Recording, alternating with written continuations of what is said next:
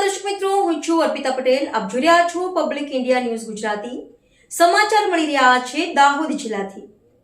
તલાટી આંદોલનથી દાહોદમાં જનજીવન અસ્તવ્યસ્ત. દાખલાઓ માટે વિદ્યાર્થીઓ વાલીઓ કચેરીઓના ધક્કા ખાઈ રહ્યા. ખેડૂતોના કામ અટવાયા. જનતા પૂછે છે અમારો દોષ શું?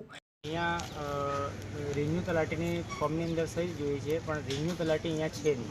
ગામના તલાટીને ફોન કરીને પૂછ્યું તો એ કહે કે હું નહીં કરી શકું, ઉપરથી જ્યાં સુધી મને ઓર્ડર નહીં મળે ત્યાં સુધી હું કંઈ કરી નહીં શકું એમ. અહીંયા સાહેબને મળે કે અહીંયા તમે ટીડીઓ જોડો છો. હવે ટીડીઓ સાહેબ અમે ઓળખતા ક્યાં જઈએ?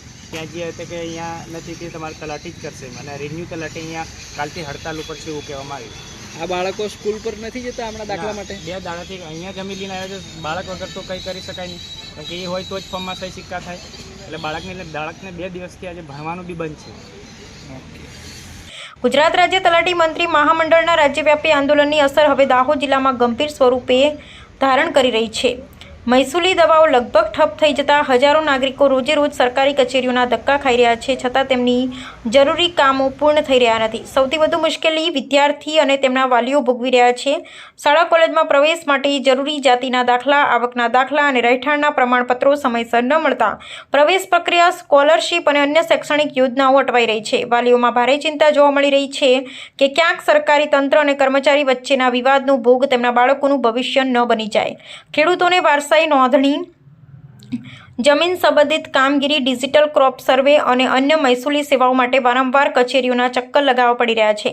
સામાન્ય નાગરિકો પણ નાના નાના કામ માટે દિવસો સુધી રાહ જોવી પડી રહી છે, જેના કારણે સમય, નાણાં અને માનસિક તણાવમાં સતત વધારો થઈ રહ્યો છે. તલાટી મંત્રી મહામંડળ પોતાના લાંબા સમયથી પડતર માંગણીઓના ઉકેલની માંગ કરી રહ્યું છે, જ્યારે બીજી તરફ જનતા મૂળભૂત સરકારી સેવાઓથી વંચિત બની રહી છે. આવી સ્થિતિમાં સૌથી મોટો પ્રશ્ન એ છે કે જાહેર સેવાઓમાં અવરોધનો ભોગ નિર્દોષ નાગરિકો કેમ બને? દાહોદ જિલ્લા કોળી સમાજના જાણીતા કાર્યકર્તા પબ્લિક ઇન્ડિયા ન્યૂઝ સાથે જોડાઈ રહ્યા છે દિનેશભાઈ કોળી. તો સાંભળીએ વાસ્તવિક પરિસ્થિતિ.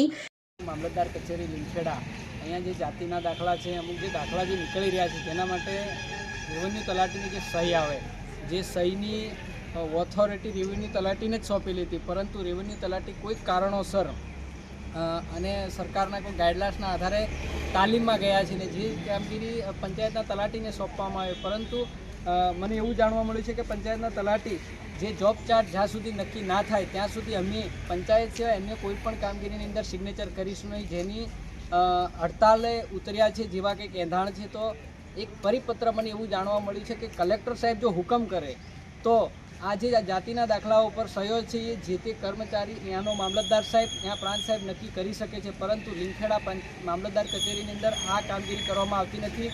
અત્યારે આપ જોઈ શકો છો કે વિદ્યાર્થીઓ છે, જે વિદ્યાર્થીઓને જાતિના દાખલા માટે આજે અહીંયા તડપવું પડી રહ્યું છે કે જાતિના દાખલા ઉપર સિગ્નેચર કરે તો કરે કોણ? તો હું કલેક્ટર સાહેબના વિડીયોના માધ્યમથી કહેવા માગું છું, આપ સત્વરે આ બાબતે નિર્ણય લો અને સત્વરે નિર્ણય લઈ અને જે જાતિના દાખલા ઉપર સહી કરવાની છે એનો કોઈ પણ કર્મચારી નિમી અને કોઈ પણને જવાબદારી સોંપીને જાતિના દાખલા પર સહી કરવામાં આવે. જો આ બાબતે ના કરવામાં આવશે તો આ બધા વિદ્યાર્થીઓને જે શિક્ષણ બગડી રહ્યું છે, એક જ દિવસ બાળક ના જાય તો શું દશા થાય? તો કલેક્ટર સાહેબને વિનંતી, શિક્ષણ તરફ ધ્યાન.